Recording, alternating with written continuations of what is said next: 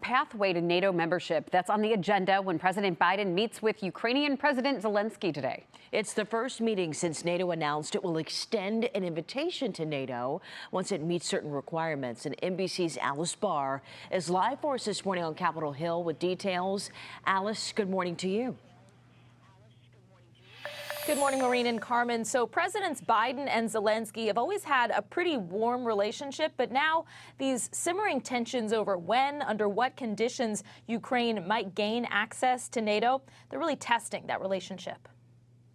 Day 2 of the NATO summit in Lithuania, setting up a critical meeting between President Biden and Ukrainian President Volodymyr Zelenskyy as the war-torn country's leader presses for a clear timeline for joining the powerful security alliance. We'll speak today and fight for its security guarantees for Ukraine on the way to NATO. President Biden has repeatedly resisted Ukraine joining while the war is ongoing to avoid pitching all of NATO into armed conflict with Russia. The NATO Secretary General offering this guidance. We will issue an invitation for Ukraine to join NATO when allies agree and conditions are met. Not concrete enough for President Zelenskyy, who criticized the alliance on Twitter, writing, quote, "Uncertainty is weakness." Analysts point to the central dilemma. If you say you join after the war, you're giving Russia an excuse to continue the war for as long as it possibly can.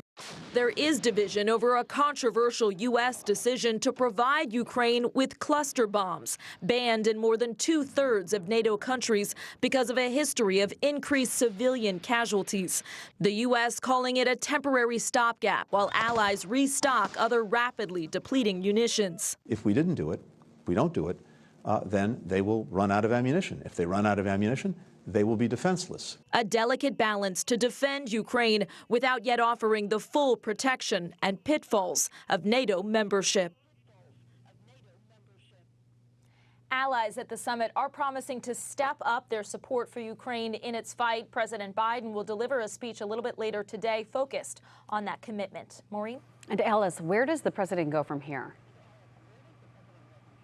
So after that speech, he's going to head to Finland to officially welcome that country, the most recent member of NATO. We also learned yesterday that Sweden will be gaining admittance before long. So that's really ticking off something President Biden has been wanting to strengthen this NATO alliance. All right, and we will be following his travels. Alice Barr, live for us. Thank you so much.